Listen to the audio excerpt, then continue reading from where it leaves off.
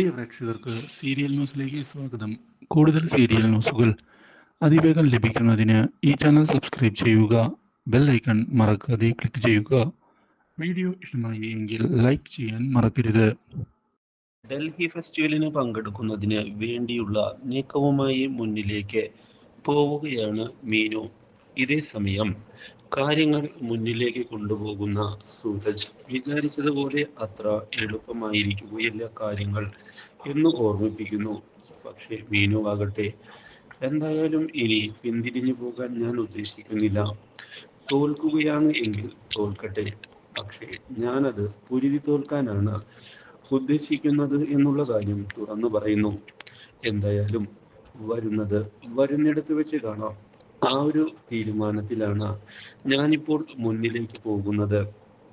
ഇത് കേട്ടതിനെ തുടർന്ന് ഇനി എന്ത് ചെയ്യും എന്നറിയാതെ നിൽക്കുന്ന സൂരജ് പോകുമ്പോഴാണ് ആക്സിഡന്റ് ഉണ്ടാകുന്നതും സൂരജിന്റെ ഷർട്ട് കീറുന്നതും.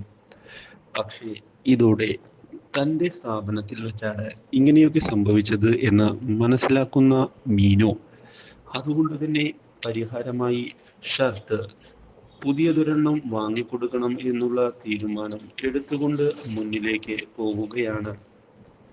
ഇതേ തുടർന്നാണ് സൂരജിന്റെ വീട്ടിലേക്ക് പുതിയ ഷർട്ടുമായി മീനു പോകുന്നത്. പക്ഷേ ഇതേ സമയം സൂരജ് ആകട്ടെ വീട്ടിൽ എന്തു പറയുമെന്നറിയാതെ ആകെ പകച്ചു പോയിരിക്കുകയാണ്. എന്താണ് ഷർട്ട് കീറാൻ കാരണം എന്നുള്ള ചോദ്യത്തിന് കൃത്യമായ ഉത്തരം നൽകിയില്ല എങ്കിൽ പ്രശ്നമാകുമെന്ന് പറഞ്ഞതിനെ തുടർന്ന് ഒഴിഞ്ഞു മാറാൻ ശ്രമിക്കുകയാണ് ഇപ്പോൾ ചിന്താമണിയുടെയും അമ്മൂമ്മയുടെയും ചോദ്യത്തിന്റെ മുന്നിൽ നിന്ന്.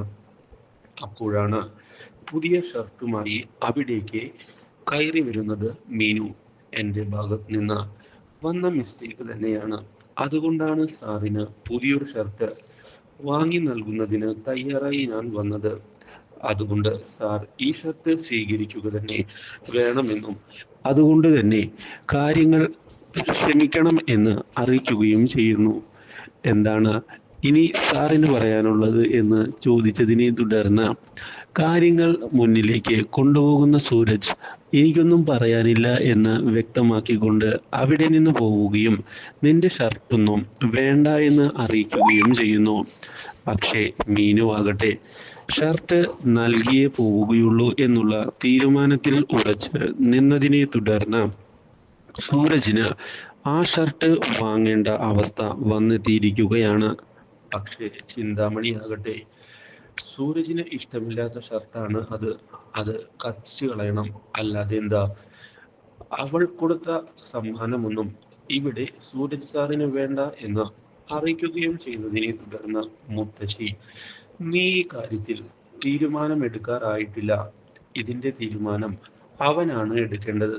കത്തിക്കണോ കത്തിക്കണ്ടയോ എന്നുള്ള തീരുമാനം അവൻ എടുക്കട്ടെ, അതിനുശേഷമാകാം ബാക്കി കാര്യങ്ങൾ.